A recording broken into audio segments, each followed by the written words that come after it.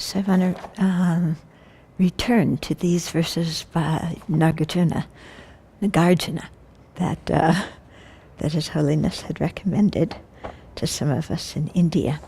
So the next series of verses are from chapter 1 in Precious Garland, and chapter 1 starts out talking about the way to generate the causes for high status, in other words, for good rebirth and for the highest good, for liberation.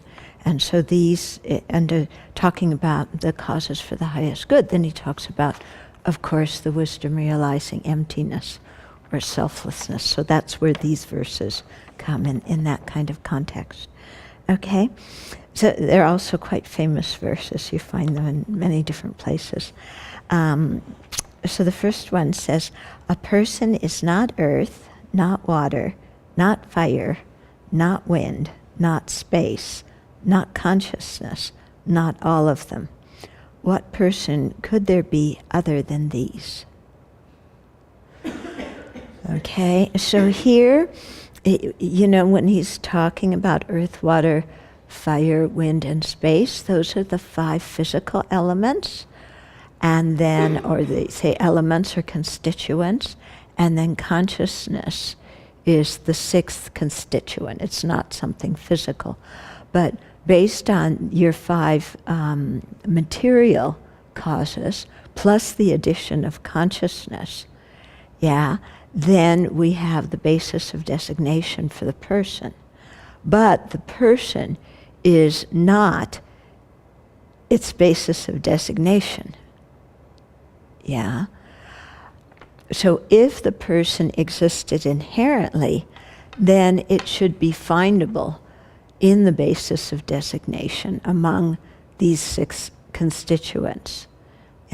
But when you look, the person is not earth. We're not just the solidity of the body, not water, not the cohesiveness of the body, not fire, not the quality of heat or maturation, digestion of the body, not wind, the quality of material, of mobility in the body, not space, the empty orifices in the body.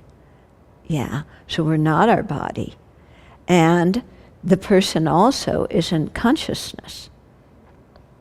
Okay. Now here our mind goes, well, I'm not so sure.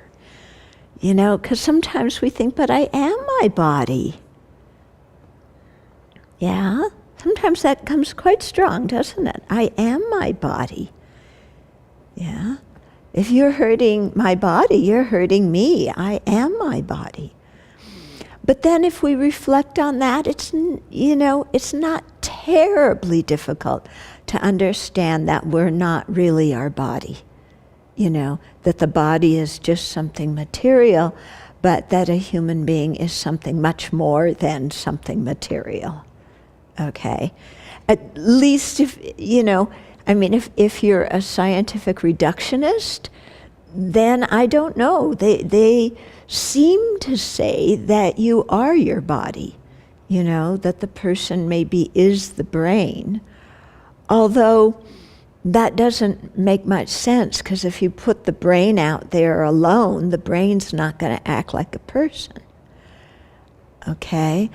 So then it's hard when this is not something that scientists, I don't think, have investigated really well. What is the person? Okay? And even what is the consciousness, they're not sure of. Sometimes they say it's an emergent property of the brain. But what does that mean?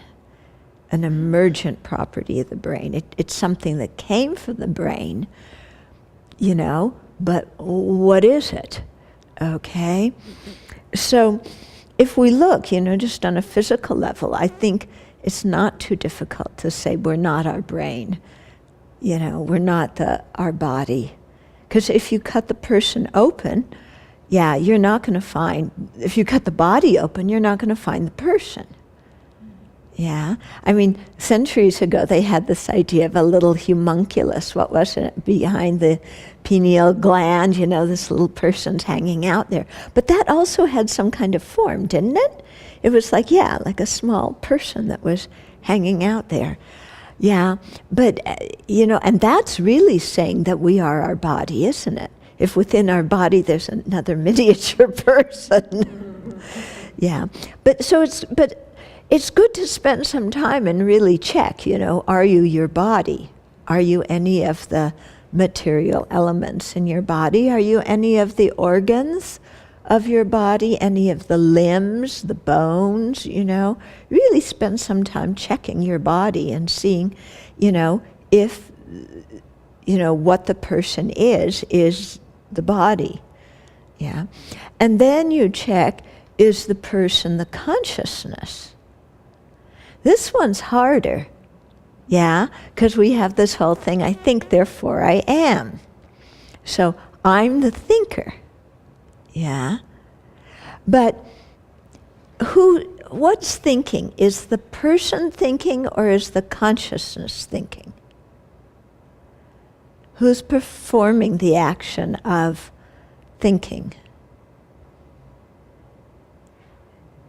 It's primarily it's the consciousness, isn't it? The consciousness is what's thinking. What are feelings? If you take a look at the Buddhist way of looking at the mind, feelings are a part of consciousness. There's primary minds and mental factors. So feelings, happiness, sadness, pleasure, pain, they're part of the consciousness. Emotions, too, are part of consciousness.